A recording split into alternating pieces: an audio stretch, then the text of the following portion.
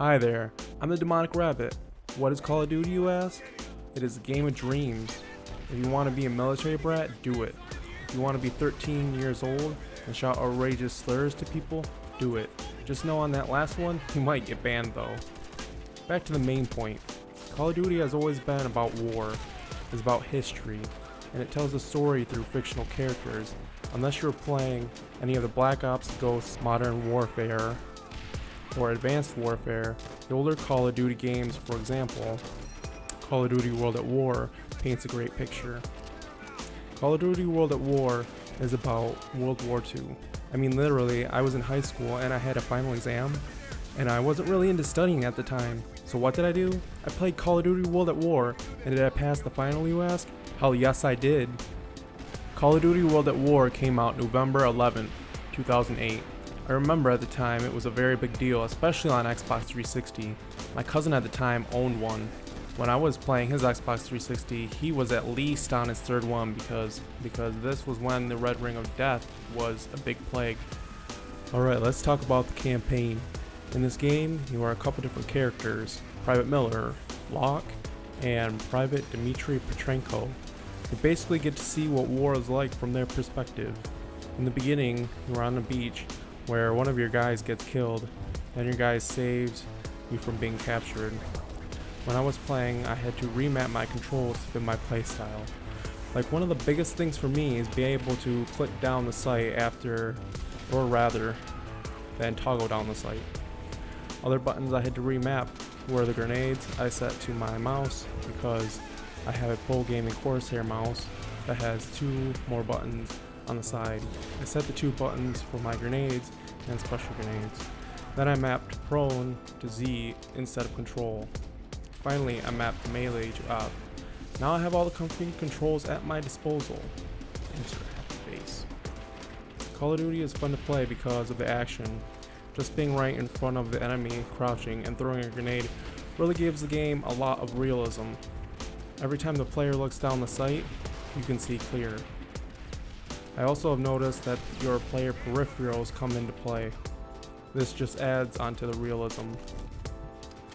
Call of Duty takes war and puts you in a simulation that is convincing and authentic. This game is both immersive, hard, and gives the player a sense of pride when playing it.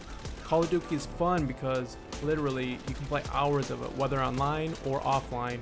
There are still a lot of amusing moments to be shared.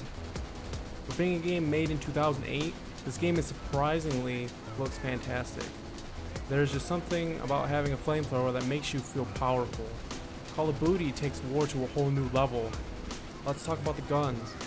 So in World War II, machine guns, missile launchers, and the atomic bomb were just being created. So we have bolt-action rifles, submachine guns, shotguns, and machine guns. Bolt-action rifles are basically the slowest weapons in the game and needs the most accuracy to master. These guns include the Springfield, the Oriska, Mosin Nagant, and the Kar 98 PT RS 41. For rifles, they can be described as faster rifles that are quick, easy, and let aim down the sight really fast. Rifles include the SVT-40, the Gewehr 43, the M1 Garand, the STG-44, the M1A1 carbine. Some machine guns are great light machine guns with medium-sized clips, and they are great in combat. The recoil, which is high, and makes it sometimes hard to focus on accuracy. Some of the guns include the Thompson MP40, the Type 100, and the PP-41. Shotguns are heavy and are used for close range. Shotguns do a high amount of damage at the cost of reloading and recoil. Trench gun is definitely my favorite gun because it has 5 shots rather than opposed to the double barrel, which only has 2 shots. Finally, we have the machine guns. In combat, these are heavy deployable weapons that have large clips of ammo, and they sometimes take longer to reload and look down the sight, except for the BAR and the Type 99. Sniper rifles are like the best. This is just my biased opinion.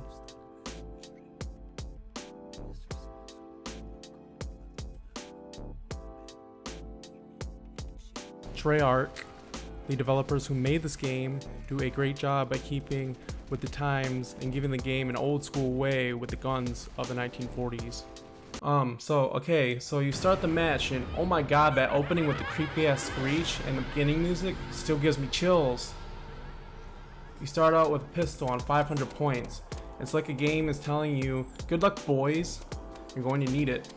Turn points, you can rebuild barriers and kill zomboids. Each wave gets harder and harder.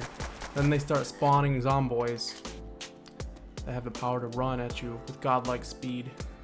That was a bit of an over-exaggeration, but still, you get my point.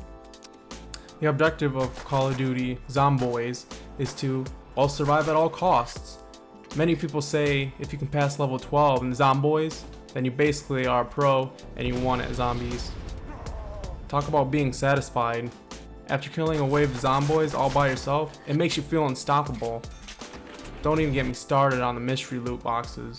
Okay, well, you pay 950 points for a random gun, and it could be bad or it could be good. For example, there's a laser pistol in this round. Goody! In the other rounds, there are other really strong weapons, like the laser pistol.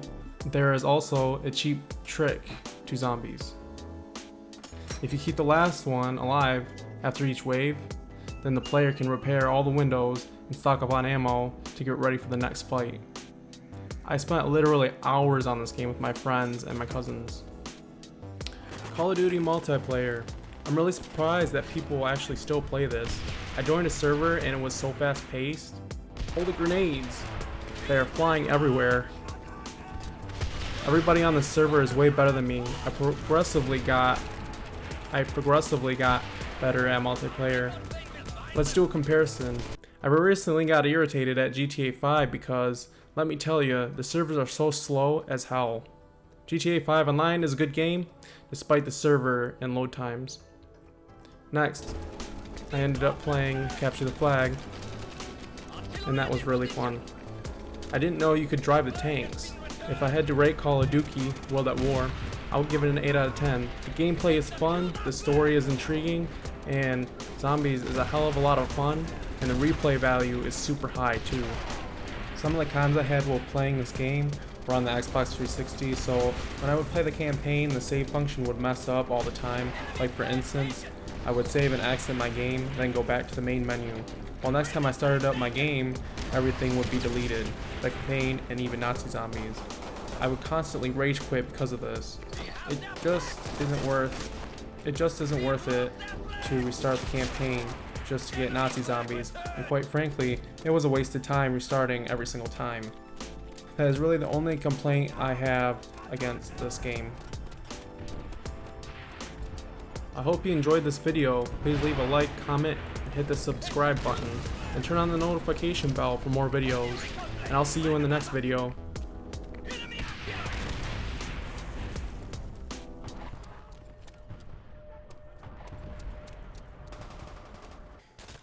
Oh my god, I really feel powerful. The explosions. Whoa! I didn't know my gun could even do that. It's so rad. It's amazing. Oh my job. Oh my job. I really felt powerful. The explosions. Whoa. I didn't even know my gun could really even do that. It's so rad. It's amazing.